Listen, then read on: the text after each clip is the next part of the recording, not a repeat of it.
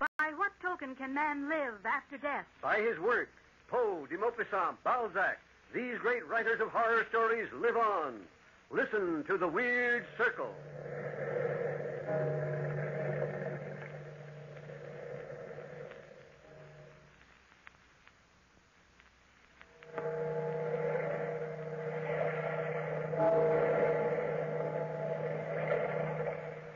Out of the past, phantoms of a world gone by speak again the immortal tale, The Lifted Veil.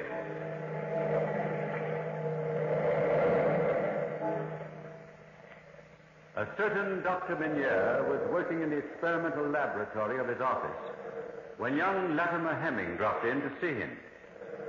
The two friends smiled genially at each other. Then Latimer suddenly started pacing nervously up and down the length of the room.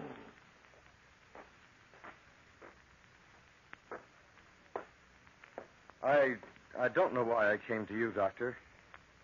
You're the last person in the world I'd expect to believe in psychic phenomena. I don't know about that. What's bothering you, Latimer? Well, it's all so incredible.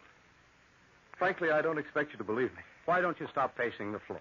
Sit down quietly in a chair and tell me the whole story. Here. Sit down here. Well, I had a vision.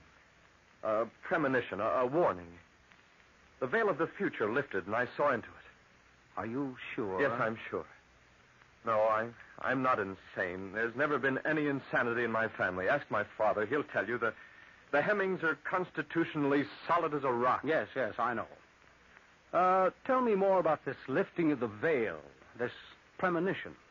Well, the first time it occurred was about 3 years ago, shortly before Bertha and I were married. The first time, Latimer? Yes, it's recurrent. It comes again and again. Oh. Go on. Well, I see the face of a woman. She's lying in bed. Her face is a death mask. You choose nice visions. Now, please don't make fun of me. Oh, I'm sorry. Well, anyway, suddenly the woman sits upright in bed, points an accusing finger at me and says, "You killed one man, and you'll kill another." And then, laughing hysterically, she falls back into bed. Mm-hmm. And then what happens? Well, then the vision becomes hazy and disappears. Now, don't tell me I've been working too hard. I've never done an honest day's work in my life. I'd say forget the whole thing. Yes, that's what I was afraid of. I've been trying to dismiss it from my mind, Dr. Minier, but... Well, the other day, my wife hired a new maid, a person by the name of Archer Bernard. What's so extraordinary about that? She has the exact same face as the face in my vision. A perfect replica. Oh. What'll I do, Doctor? Shall I tell Bertha? Shall I force her to discharge the maid? You know how practical Bertha is. She'll think I've lost my mind. Yes, she will. I don't know how to advise you, Latimer. But if this Archer girl threatens your peace of mind, there's only one thing to do. You mean dismiss her? Yes. But I wouldn't tell Bertha the real reason. Any excuse will do. Yes, of course. Don't make an issue out of it, Latimer. Women get stubborn at times. Yes, how well I know that. Doctor, would you do me a favor? Why, certainly. You're a good friend of Inspector Kane at headquarters. Would you have him do a little checking up on Archer? Yes, I'll do it. No harm in investigating the woman, I suppose. Stranger visions than this one of yours, my boy, have come to my attention. Well, I'll see you at dinner tonight. At dinner? Yes, your wife invited me. Oh. And frankly, I'm rather curious to see this new maid, Archer Bernard, myself. Well, good night, Doctor, Good and night. thanks. Thanks tremendously.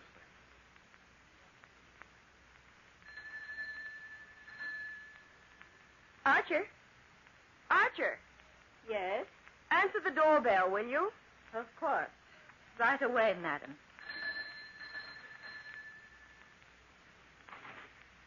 Good evening, Mr. Hemming. Oh, good evening, Archer. I'm sorry, I forgot my keys. Is my wife in? In the living room, sir. Oh, thank you. Hello, darling. I'm sorry I'm so late. You are late, Latimer. Shame on you. There'll be guests for dinner this evening. What kept you so long? I dropped by Dr. Munir's office. Aren't you feeling well? No, not too well. Oh, poor pet. Is my father coming over this evening? Yes, and please be nice to him. I'll be charming to him. That is, if he'll just stop trying to run my entire life for me. You can't really blame him, Latimer, if he's impatient to become a grandfather. I don't mind wishful thinking, but he's pretty insistent on my having a son. Just keep humoring him. After all, he's worked hard all his life and built up a large fortune. He just wants to be sure there'll be heirs to carry on the name. Bertha, Yes? What is it, dear? you know that new maid, Archer.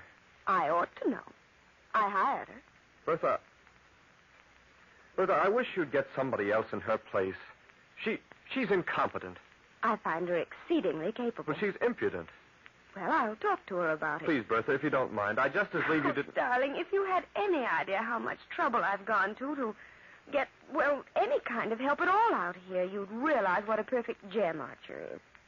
You concentrate on your father and let me worry about the servants' pet. Yes, but... I won't hear another word about it, Latimer. Now go upstairs and get dressed. Your father and the doctor will be here within the hour, and if you're not prompt, your father will take out his temper on me. So hurry, dear, please. I won't be long. Hurry, dear. You always dawdle so long. I'll hurry. I wonder. Perhaps if I'd told Bertha the truth. Maybe it's all in my mind anyway, but the vision, the premonition, so recurrent. I might try talking to the girl myself. Oh, no, that wouldn't be right. Oh! What are you doing in this room, Archer? Well, you what? I was just straightening up a bit, sir. I thought you straightened my room this morning. It needed straightening again. Oh, did it indeed? I found it quite in order after you were through the first time. And what's this? That, sir? This package. Oh, give it to me, sir. I almost forgot it. Oh, no, don't unwrap it. Please. Why? Well, I... Poison. Yes. Rat poison. What for? Rats in the basement. Your wife asked me to get it. She did. Well, this isn't the basement, Archer. I know, sir. I'm sorry, sir. Take that rat poison and stay out of my room. Yes, sir. Sorry, sir. I wonder. Archer Bernard. The face in my dream. My evil genius.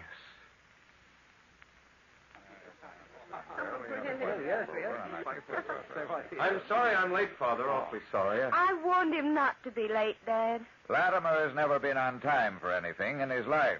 I speak with authority. I'm sorry, Father. I'm sorry. Hello, Doctor. Your wife has been entertaining us very well in your absence, Latimer. Do you think so, Doctor? I'm sure of it, my dear. You've more charm than the law allows, anyway. You are nice, Doctor. Sometimes, though, I think you're afraid of me. What's this? What's this, Doctor? Afraid of my daughter-in-law? Nonsense. Complete nonsense. Bertha was only joking, Father. Joking? Why? What was funny about it? I'm sorry if I don't see the point. We Hemmings have always had a very highly developed sense of humor. Constitutionally speaking, anyway. What? I don't hardly hear you. Dinner is served, Mrs. Hemming. Thank you, Archer. Well, come along, all of you. I think we need a new topic of conversation. Yes, obviously, Bertha. Let's Go ahead, Father. Yes, all right. There we are. You sit next to me, Dad. Doctor, over here. Thank you. And you at the foot of the table, Latimer. Such is ever the husband's lot. What? What? Do you know, Dr. Munir, we've been hearing a lot about you lately in the village. Ah, that's why I've been invited over this evening. Your feminine curiosity has been aroused, eh? Frankly, yes. About what, Doctor? About what? Mrs. Hemming is curious, I think, about the experiments I've been performing. What experiments are those? Well, I've been experimenting with a new serum. I have the typical doctor's age-old hope of bringing the dead back to life. Oh, is that why your office is so littered with mice and rabbits? Yes, quite. Have you succeeded? No, not completely. But I've had some interesting results. If I inject my serum into the veins of a dead animal, I can bring back a heartbeat for a period of 10 seconds or so, at least under certain conditions. Right. It sounds barbaric. What are the conditions? If the animal has died of poison. I don't think this is dinner conversation. I think it's fascinating, Bertha. You would, dear. I don't believe it. Mr. Hemming will carve the roast, Archer. Yes, ma'am. Doctor, what is the procedure you usually go through in this experiment? Well, usually I feed the animal, preferably a white rat, regular rat poison. It works very fast and painlessly. I disguise the poison in milk, which I feed my victim. Archer, really?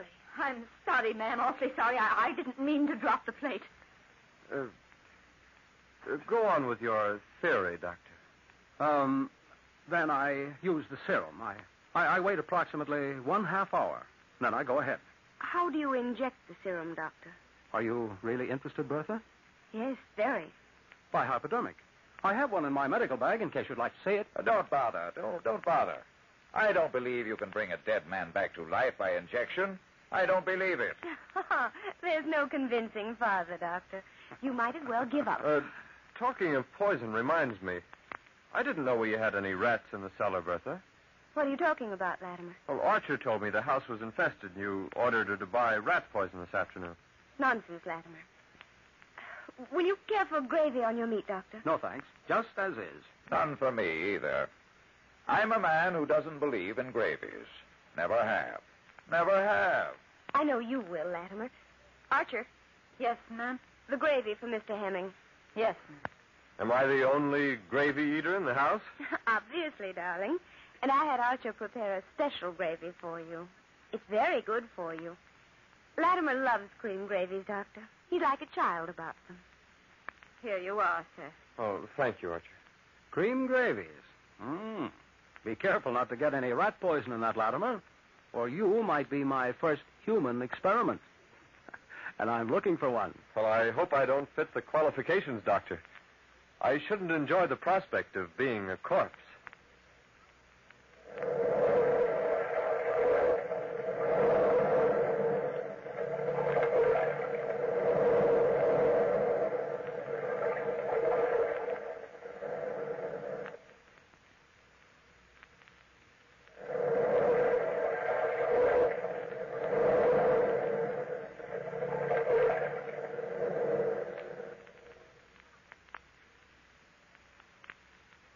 It's been a very enjoyable evening, Bertha. A very enjoyable evening. Nothing I enjoy so much as discussing life. Yes, discussing life. You must drop over soon again, Father. Latimer? I wonder where he's gone. Probably to the kitchen. He raids ice boxes at midnight. I'll get him, Bertha. Never mind. He'll come out eventually, if Dad doesn't mind waiting. No, I'll go get him. I don't see how you put up with him at times, Bertha. A lovely girl like yourself must have a lot of patience to stand for my son's nonsense. He's my husband. Oh, you scared me for a minute, Doctor. Did I, Latimer? Your family is asking for you. What are you doing? I'm collecting some of this cream gravy for you in this little bottle. Would you test it at the laboratory? It tasted funny to me, and I've been feeling slightly ill. Come. Don't be the slave of your imagination. Will you examine this gravy anyway tonight, please? Of course, my boy, of course.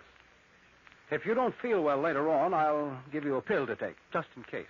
I hope I have some with me. Yes, I hope you do, too. Oh, yes, here they are. Right in my right-hand pocket. You're a walking hospital. I always carry 3 things with me. My hypodermic with serum in case somebody should die of poison. My pills for emergencies such as this, and a good pouch of tobacco. I never like anybody else's. Oh, thank you, Doctor. I'll drop by in the morning, and you can give me the report on this gravy. Do that, Latimer. Yes, indeed. Do that. I'd better put the bottle in my pocket so no one sees it.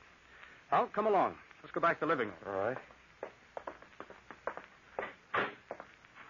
Well, Doctor, did you finally dig Latimer out of the kitchen? Yes, indeed.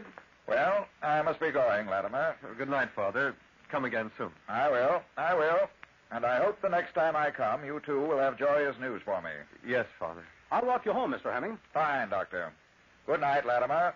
Good night, my dear. Good night, Father. I'll see you in the morning, Latimer, eh? Yes, Doctor, in the morning.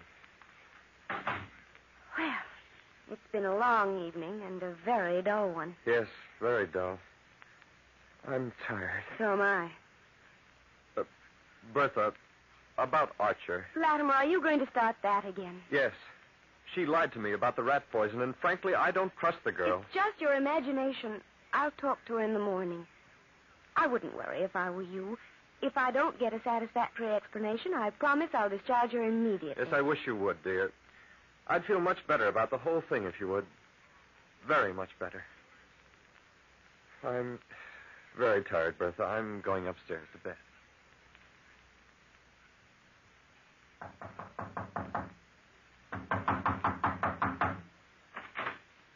Oh, good morning, Latimer. Good morning. You keep your word, don't you? Up at the very break of dawn. I didn't sleep very well last night, Doctor. I don't wonder. Come in. You see, as soon as my wife and I were upstairs, I had a recurrence of the premonition. You did? Yes. That's very strange. Why? Sit down, Latimer, and I'll show you why. Sit down over here near these 2 test tubes. Over here? Yes, that's right. Now, look. Here are 2 test tubes with colorless liquid inside them. Yes. In this little box next to the first test tube is some rat poison.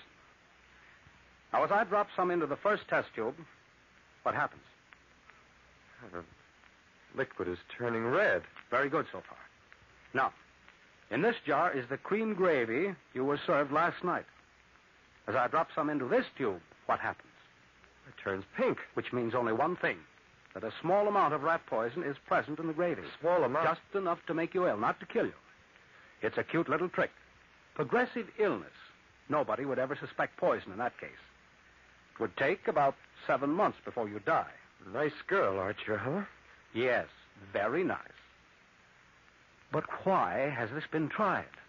That's what interests me. Why? Doctor, I haven't the faintest idea. What did you find out about Archer Bernard? Well, I asked Inspector Kane, and he suggested I drop in this morning. Could you go over with me right away? Yes, of course. He has all the information we'll want. Well, what are we waiting for? Let's go.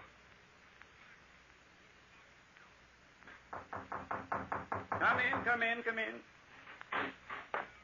Good morning, Inspector Kane. Morning. This is Latimer Hemming, the gentleman I told you about. Oh, yes. How do you do? How do you do, sir? Sit down, gentlemen. I understand you've inquired about a certain Archer Bernard. Yes, I did. What do you know about her? We ask you first. Well, we've already made quite a thorough investigation of the lady in question. Yes? Her name is not Archer Bernard, but Doreen Macefield. Macefield? Why, that's my wife's maiden name. Doreen Macefield. Why, this Archer woman must be my wife's... Sister, yes. She's her sister. Dr. Bertha once told me about her sister. Yes, Doreen Macefield was arrested 5 years ago for petty theft. She was released from prison only a few months back. Well, why are you looking for her now? Because at that time she was also suspected of murder. Poisoning? Exactly. The victim was a man, was a friend of your wife. Oh, what happened, Inspector? The evidence was insufficient to indict her at the time, but conclusive proof fell into our hands quite by accident the other day. Your call was coincidental. We were about to go to your house to pick her up. Well, why don't you come along with us, Inspector? Yes, my carriage is waiting outside. Splendid, Doctor, splendid. Poor Bertha, spending her lifetime trying to protect her sister just because she loves her. Why didn't she confide in me? When we see Bertha and her sister together, we'll have the answer to many things.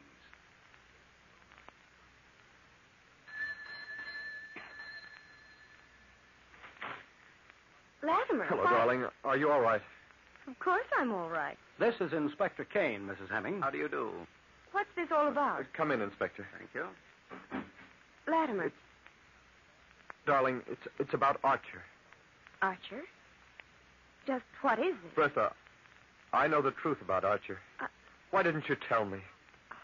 Latimer, Archer isn't my problem. I didn't want to burden you. Now, Mrs. Hemming, don't you worry. Just call in your sister, please. I can't, Inspector. I can't. The inspector's not going to hurt her, dear. He just wants to talk to her. There's nothing for you to be afraid of. Latimer. You've protected your sister all your life, Bertha, you poor darling. Go ahead, Mrs. Hemming. Call her. Archer. Archer.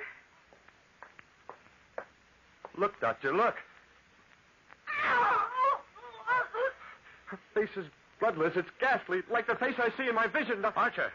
She's sick, quickly. The woman's going to faint. Help me, Inspector. Let me cause. Oh, I never wanted that. Oh. Archer.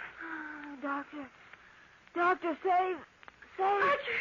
Oh, Doreen. Oh, Doreen, my darling sister. Doreen, no use, Bertha. Archer committed suicide. She's... Dead? Oh, no. No. Inspector, help me carry her into her room. I want to examine the body. Certainly. Oh, my sister.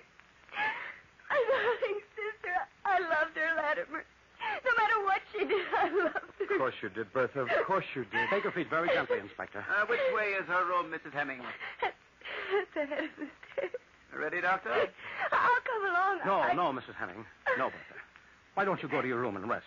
If we need you, we'll call you. But I... Please, do as I say. I'm still your doctor, remember. All right. Latimer, as soon as you can, join me in Archer's room. Yes, Doctor, as soon as possible. Oh, Latimer, will you forgive me? Forgive you, Bertha. There's nothing to forgive. You're a very honest, faithful person. Now, come along, darling. Lie down and rest. This has all been such a frightful shock to you. Dear Latimer, so understanding. So understanding.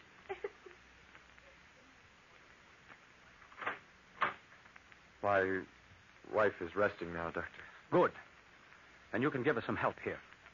The half hour is almost over. You mean you're... Archer died of rat poisoning. I feel that this first human experiment will be a definite benefit to the future of science. Yes, but this is not a scientific laboratory, Doctor. No, I realize that, but this opportunity comes once in a The lifetime. doctor is quite right, Mr. Hemming. Give him permission to go ahead. If my wife ever found out, she'd die of horror. There's no need for her ever to know. The half hour is drawing to a close, Latimer. Have I your permission? I should say, has science your permission? Yes, of course, Doctor. Go ahead. Inspector, help me roll up the sleeve. Certainly. Now, What are you going to do? it's a good thing I always carry this with me. But first, I draw some of my own blood. This way. Doctor... It's not as painful as it looks. Now, I mix my blood with a serum. Like this. Fascinating, Doctor. How much longer have we got till the half hour is completed, Inspector? 3 more seconds. Oh. All right, Doctor. Now. I inject the serum into her arm. Like this. What are you doing, Doctor? Bertha, stay out of this room. Don't you dare experiment on my sister. Don't you dare. Hold her back, Inspector. Easy, my dear, easy. There, look. Look, she's beginning to breathe again. It works. Oh, no. No. Oh, Bertha. Bertha, I hate you. No, sister, no. I went to jail for you 5 years ago because I loved you. No. And you were No, Archer. No, darling. It was I that took the blame for everything you did. No, sister, no. Admit it, Bertha. Admit you killed one man. And you wanted to kill another because you hated him. She wanted to kill you, Latimer, rather than have a child. Kill you, yes. Yes, and get your father's money. I was going to tell you, but she poisoned me first. Archer. Archer. Oh, I can sustain her life no longer. Archer. Oh, I'm sorry. Archer Bernard is dead. She lied. Try to leave the room, Mrs. Hemming. You'll be wanted at headquarters. It's not true, Inspector. It's not true. I'm afraid it is, Latimer. When the dead return to life, they have too short a time to lie. Bertha, I'm sorry to have to tell you, Mr. Hemming, but we have suspected your wife for a long time. We could have proved her guilt without a voice from the grave. Come along, Mrs. Hemming. Bertha. Doctor. The veil. The lifted veil. The premonitions come true.